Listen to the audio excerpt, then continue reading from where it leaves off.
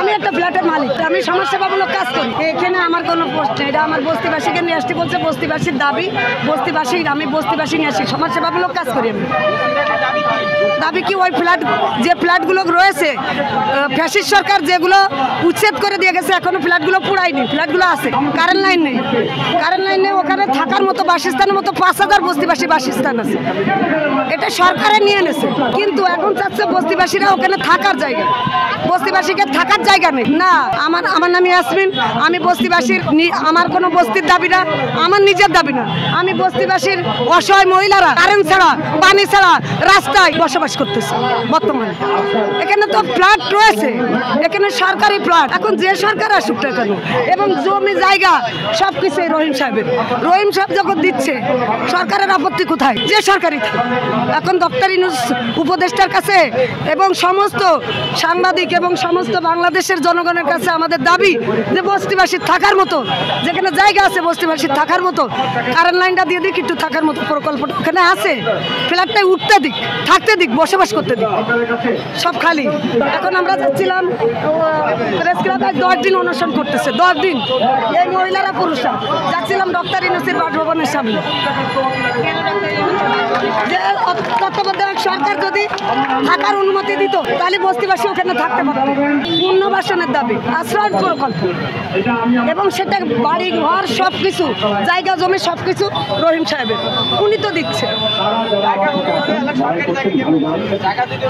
জায়গা। ওনার সরকারের প্রকল্প নিছিল ফ্যাসিস্ট সরকার, নিয়ে ওনারা টাকাও দিনি, বস্তিবাসীও থাকতে দেয় না, ওনারা টাকাও দেয় নাই, বস্তিবাসীও থাকতে দেয় না, টাকা দেয় নাই ওনারে।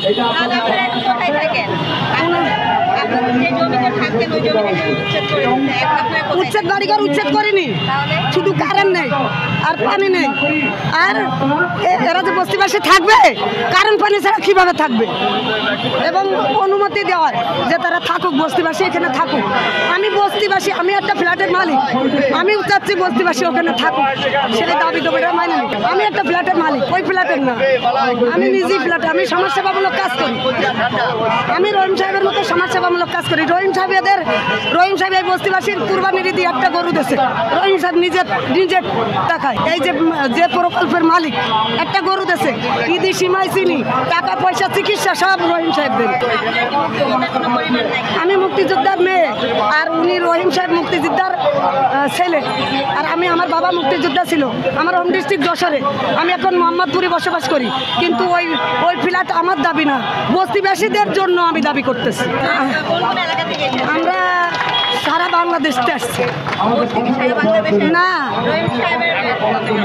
রহিম সাহেবের বস্তিবাসীতে আসছে হলো আপনার ভাসানটেক, আর আমি আসছি মোহাম্মদপুর থেকে। ভাসানটেক মিরপুর, ওখানে 5000 বস্তিবাসীর থাকার মতো বাসস্থান আছে, কিন্তু বর্তমান থাকতে পারছেন। মুক্তিযোদ্ধার পরিচয় সবাই এখানে। আমি মুক্তিযোদ্ধার মেয়ে, আমি সমাজসেবামূলক কাজ করি শুরু থেকে। সমাজসেবা অসহায় মহিলাদের আমি যত যা ওষুধ চিকিৎসা পানি লাগে, আমি নিজের টাকা দিয়ে অসহায় মহিলাদের হাসপাতালে নিয়ে আসি। আমারই আছে, আমার ব্যবসা আছে, আমার নিজের ব্যবসা আছে, আমার টেলার্স আছে, আমার দোকান আছে মোহাম্মদপুর ঢাকা উদ্যানে। আমি 3 দিন ছিলাম, আমি 3 দিন দিছি, আর রহিম সাহেব দিয়েছে, আর বাদ বাকি 7 দিন রহিম সাহেব খাবার দিয়েছে। উনি শিল্পপতি, হ্যাঁ, উনি শিল্পপতি। ওই জমি তো সব উনার, ভাসানটেকের জমি সব উনার, উনি শিল্পপতি।